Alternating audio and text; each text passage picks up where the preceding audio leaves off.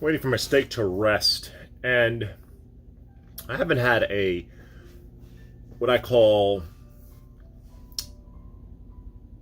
a pure steak wine in a while, and this is Petite Sirah.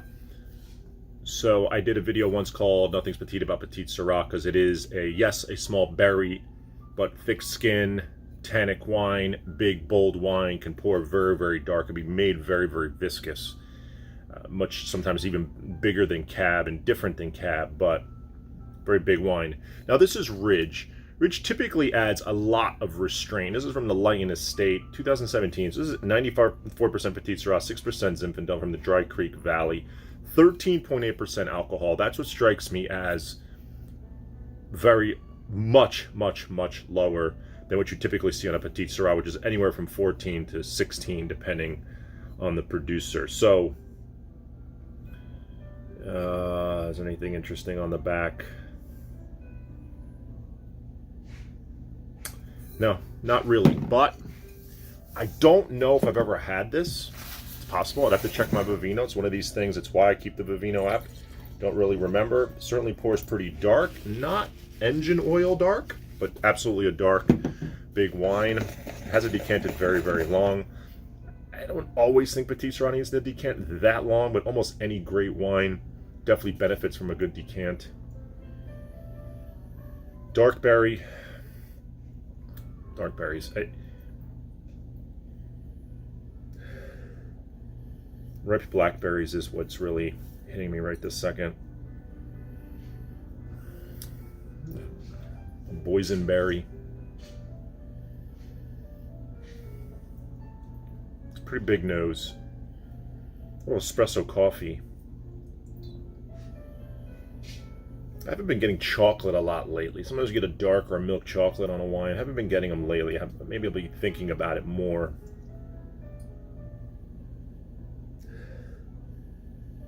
It smells big. I mean, it absolutely smells like it could decant and get better with some decanting. So we'll see how it progresses over the course of the night. I'll most certainly do an update on it, as I'm not going to finish this all tonight. Just going to enjoy this with my steak in a little bit. Ridge is also known for their Zinfandel, but they're really mostly known for their Montebello Cabernet, which now is up to about $230. Again, a restrained Cabernet, not made in the normal place where a lot of the other Napa Cabs are made. And definitely on my wish list. I'd want to try a Ridge Montebello. I don't think I've ever had one, even at a tasting.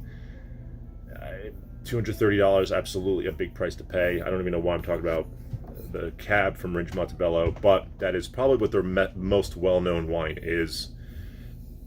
I think a lot of the things from Ridge are all very good, just typically more restrained, which is nothing wrong with. I most definitely have been into more of a restrained style or a more sense of identity type of wine.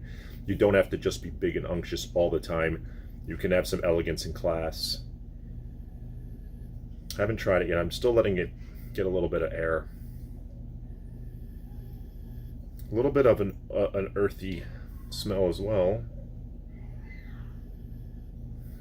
But mostly dark berries, dark fruit.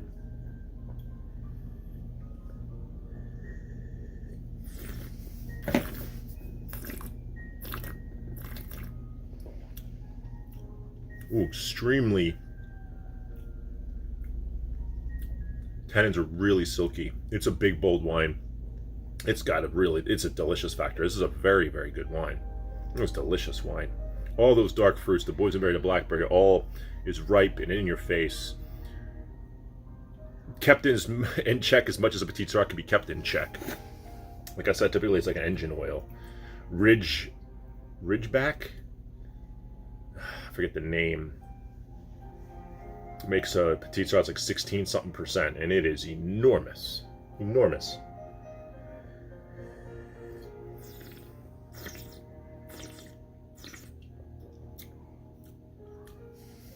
This has a lot of good ripe fruit in it.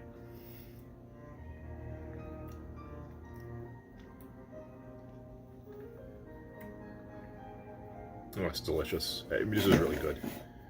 I forget exactly the price on this. $40. None of the Ridge wines are cheap. Certainly not overly expensive. Mine's the Ridge Montebello. I feel like I want to get the Ridge Montebello for Christmas. I always buy myself a nice bottle of wine for Christmas. It was going to be the Hermitage from Jean-Louis Chaud, but that's a little bit higher in price. I'm thinking the Ridge Montebello, since I've been really eyeing it up, and really what I want is a slightly older vintage of it. That would be awesome. So maybe I'll do a little bit of a search. Make sure I trust whoever I get it from. Make sure it's got good provenance.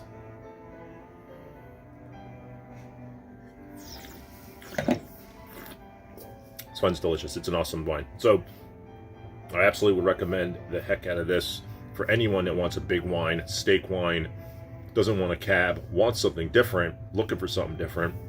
This has got silky tannins. It's absolutely tannic. This absolutely can age much longer. Super, super long finish. Very full-bodied. And delicious. Sometimes it's got some class and elegance, but it's more big. It's more big and brooding. Even for 13.8, it tastes bigger than that. It's not alcoholic, so it doesn't have a burn. So that's absolutely kept in check, but it's a big, bold wine. It's what you expect Petite Sirah to be. Sort of like this. I hadn't had one in a while, so I always wonder if I could tell a Petite Sirah from a big Petite Sirah, from a big Zinfandel, from a big Cabernet, all from California. Could I blind taste the three and really pick out which is which? It'd be interesting. Maybe I'll try it one day. But this isn't sort of that overly hedonistic style, but it certainly sings to being a Petite Sirah. And it's got, I know I say it, but when a wine's got that delicious factor and it's just very pleasant to drink, that's why we're drinking wine and enjoying it with food. You got to have that sensation, that feeling of the feeling of, what's the word I'm trying to get to? Satisfaction. That feeling of satisfaction, that this wine is satisfying you in what you want. A big wine that tastes good and will absolutely match up to any steak. So this is it. I'm gonna have it now. It's been about 7.5 minutes, so like my steak, the rest about 10 minutes. Let all those juices redistribute. No green. No rotundite. What's the word? I forget the word now. There's a word that they typically say that's Syrah.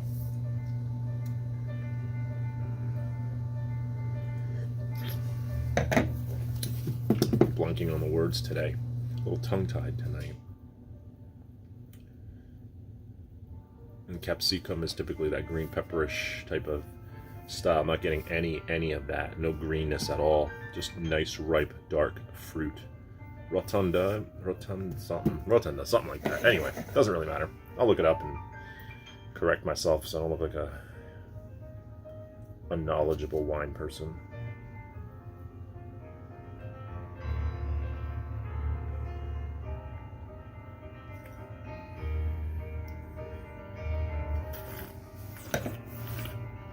It's a little bit of a used coffee ground, quality coffee ground finish to it as well, which is nice. It's kind of weird. After I'm done brewing coffee and I go to clean out my coffee maker, I'll smell the used grounds, and the finish has a little bit of that aroma. And then not that I eat those coffee grounds, but it would remind me what that taste is. And I know it sounds kind of odd, but it absolutely brings me to thinking about sniffing that used coffee grounds of a nice quality single origin coffee after it's already been brewed. So it's a very alluring aroma. I mean, freshly brewed coffee is a great aroma, but then smelling those grounds after they've been steeped a bit is a nice aroma as well, and is a little different, more concentrated on the nose. So this wine has a lot of those layers and complexities. This is a pretty complex. Sometimes I felt like Petite Sirah and I'd gravitated away from it. I used to love it and absolutely. Zinfandel and Petite Sirahs, I used to say, great alternatives, great restaurant wines. I never talk about restaurant wines. It's tough to buy a Cabernet at a Napa in a restaurant because you do get a huge markup because everybody knows them. It's very familiar, especially things like Silver Oak and Caymus.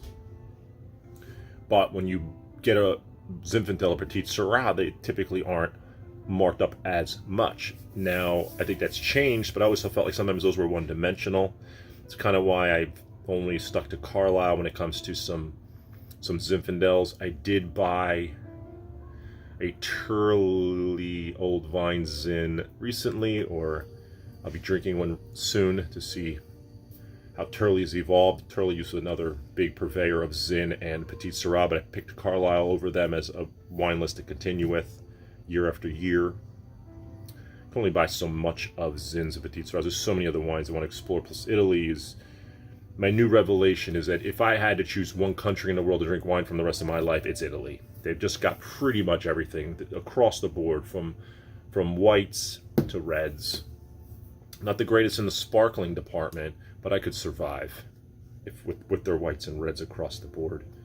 Especially how food friendly a lot of them are, and just the variety. Gosh, this video's going all over the place in the 11th minute here. Anyway, that's it. Great wine. Highly recommend if you ever see it. Lytton Estate, Petite Sirah, Ridge 2017. I don't even know if the vintage, like I said, California's had a string of amazing vintages. 17, ironically, being a slightly lesser vintage, but barely, what, 92, 93 point vintage versus a 94, 95 point vintage. Although in the 2018 vintage out of Napa, and maybe Sonoma's getting the highest vintage of all time, 99. So does that mean there's going to be a markup on 2018 Napa cabs? Who knows? But it won't really matter. They're already overpriced.